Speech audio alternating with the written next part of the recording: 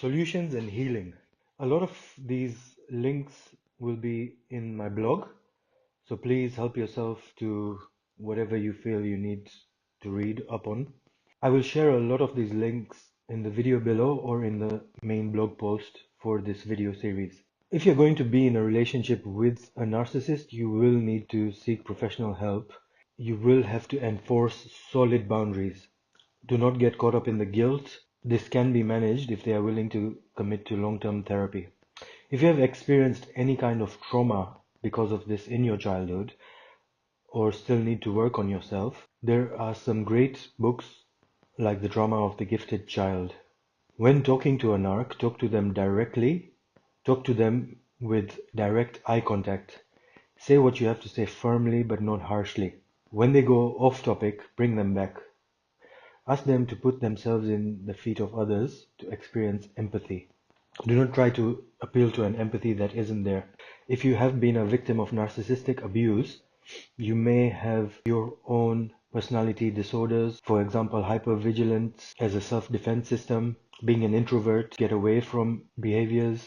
It is highly recommended that you look for the signs and symptoms to find solutions and healing. Do not tell the narcs too much, because in the future they will use this information against you. Remember that whenever they're pointing a finger at you, there are three fingers pointing right back at them about their behaviors. Do not try to explain themselves when they intentionally misunderstand you. They can get offended by you just being happy. These are their own insecurities that they need to deal with. Find ways to stop being a victim. As you are a scapegoat, you need to become an escapegoat. If they keep going into the past, focus and come back to the present moment. You can use breathing techniques or counting, and tell your brain every time it goes into the past and future, it has to look at what is unresolved in the past and what solutions there are in the present to make a better future. You can keep talking to your consciousness to help you deal with it.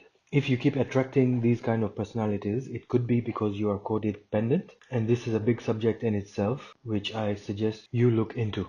So the best and final solution is called no contact. It's not always possible, but you can cut off all ties, unfriend, unfollow, just avoiding all communication. And if this is not possible because of joint custody or shared work areas or anything else, then you will need to go for the grey rock method. The grey rock method is where you encourage the person to lose interest in you. You intentionally cut off your supply so they're not constantly trying to be a vampire of you.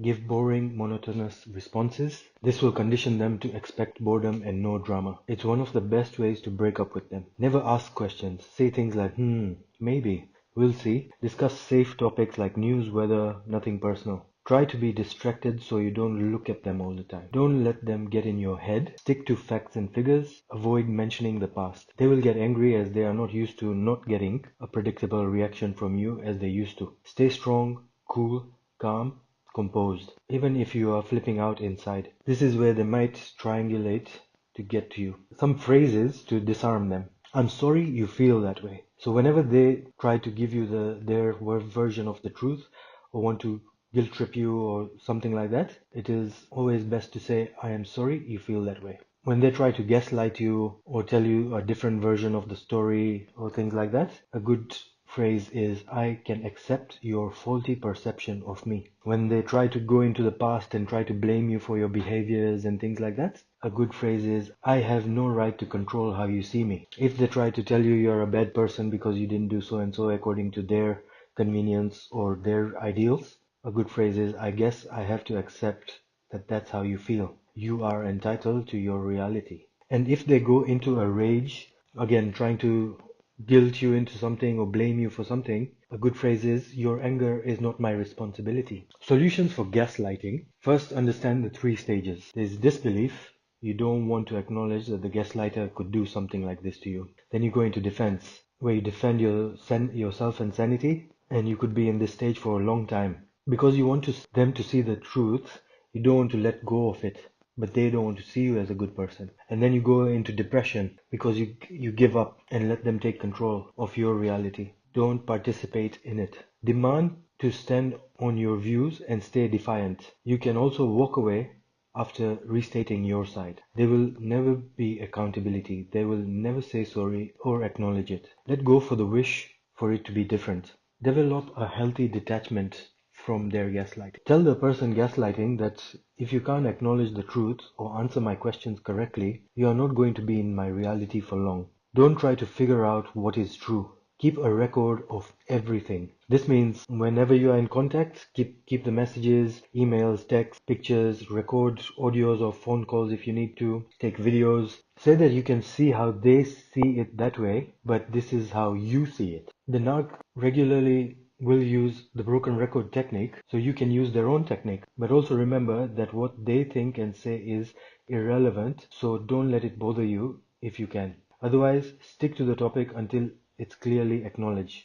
Just keep repeating and repeating and repeating. Tell them to stop it clearly. Hey, I know you think I'm sensitive, but this is really bothering me and I would like you to stop it. Is there hope for the narcs? There is very slim chance that they can manage their narcissism. Remember, they will never stop being a narc, but they can manage it. First, they will need to admit that they are behaving like this and not use excuses that that's just how they are. They are guided by emotion, going for their need and want. It's a reaction to their reaction.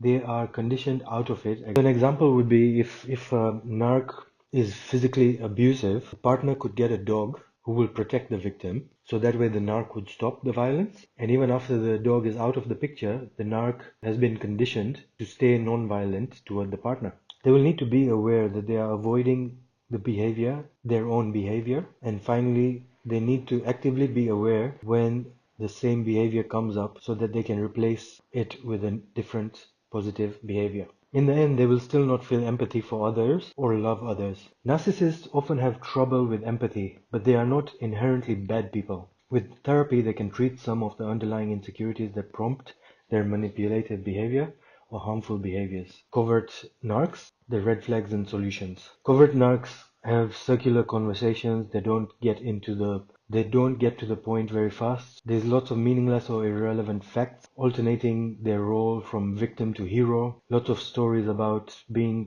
a victim to hook and bait you in. They are always in some drama. Court cases, being screwed over, not listening to advice about staying away from bad people. Usually victims would look for solutions. Here they keep the dramas as a way to milk more supply. While overt narcs will rub their success in your face, covert narcs will mention things in conversation, talking about the price of things they paid for, sharing the great life they're living on social media, or helping serving the community just so they can share it online.